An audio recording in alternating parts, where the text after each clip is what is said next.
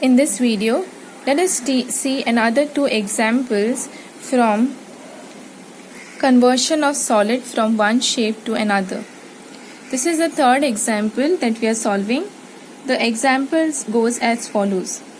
A copper rod of diameter 1 cm and length 8 cm is drawn into a wire of length 18 meters of uniform thickness. Find the thickness of the wire. So you have a copper rod which is of diameter 1 cm and length 8 cm. So you have a copper rod which is of diameter 1 cm and the length is 8 cm. So rod of diameter 1 cm. Now this rod is drawn into a thin wire. Okay, it is drawn into a thin wire whose length is 18 meters and the thickness is uniform. Means what? The thickness of the wire is nothing but the diameter of the wire. So the diameter is uniform. So the diameter is the same throughout.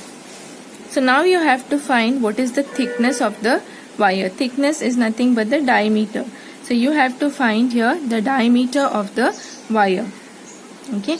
So now you can see a copper rod is converted into a thin wire, copper wire. So as you know, the volume of the rod will be the same as the volume of the wire. Okay, because it is converted from one shape to another. Now both this rod as well as the wire will have height as well as radius. So we have to take here two heights and two radii, okay, or length. Here you are given that the diameter of the copper rod is 1 centimeters, okay, and the length is given to be 8 centimeters.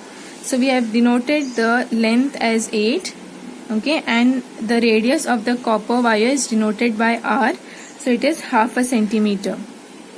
Now length of the copper wire, okay, length of the copper wire to which it is converted is 18 meters. Now you can see this is in meters, so it has to be converted to centimeters. So we multiply it by 100 and we get 1800 centimeters.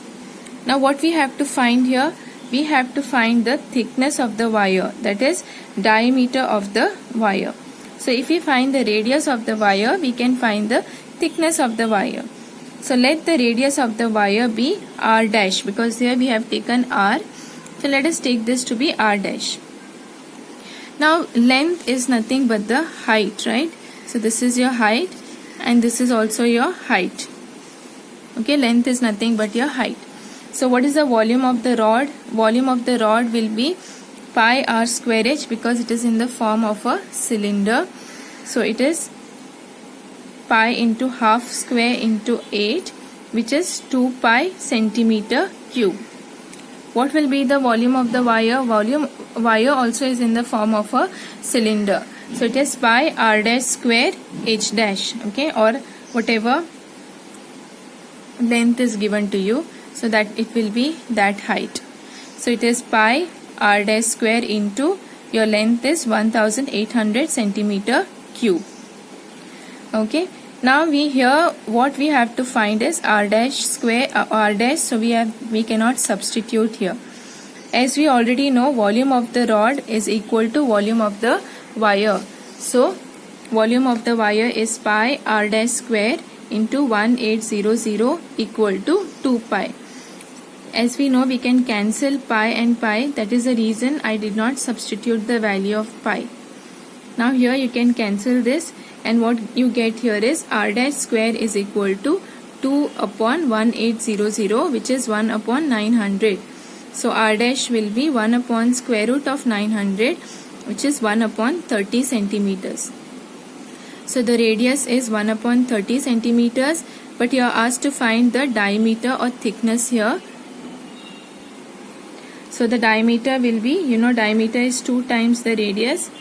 So the diameter will be 2 into 1 upon 30, which is 1 upon 15 centimeters. Okay. So the diameter of the wire is 1 upon 15 centimeters.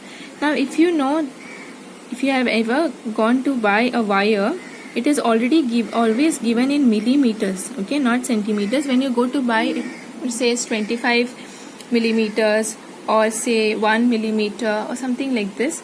So we have to convert the centimeters to millimeters. So to convert centimeters to millimeters, you have to multiply it by 10. So 1 upon 15 multiplied by 10 will give you in millimeters, and this is 10 upon 15, which is 2 upon 3 millimeters, and on dividing I get the value as 0.67 millimeters. So what is the thickness of the wire? Thickness of the wire is approximately 0.67 millimeters.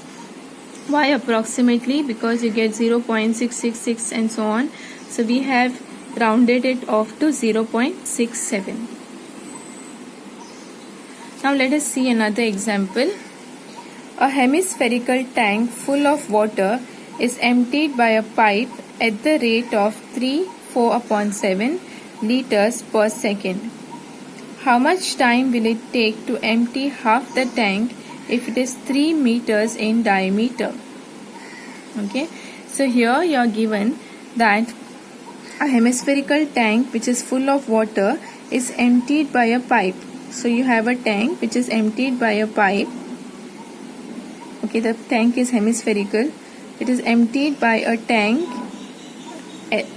pipe at the rate of 4/7 liters per second. So in 1 second, the amount of water that is emptied is 4/7 liters. Now you have to find how much time will it take to empty half the tank if it is 3 meters in diameter. So the tank is 3 meters in diameter. Okay, now how much of water is to be emptied? So you have to find how much time will it take to empty the tank by half. Okay, now volume of water to be emptied is half time the volume of the tank, correct? So how much water is to be emptied? Half the volume of water is to be emptied. Okay, now for this we have to find the volume of the tank. So now you have to find how much time will it take to empty the tank by half. So first, if you find volume then of water to be emptied, then we can find how much time is required. So let us find the volume of the tank. Since it is hemispherical, it is 2/3 pi r cube. Now the diameter is given to you as 3 meters. So your radius will be 3/2 meters. So you substitute and you find the value as 99/14 meter cube. So let us substitute. So volume of water to be emptied is 99,000/28 liters. So this much amount of volume has to be emptied. Now it is given that in 1 second 3 into 4/7 liters of water is emptied.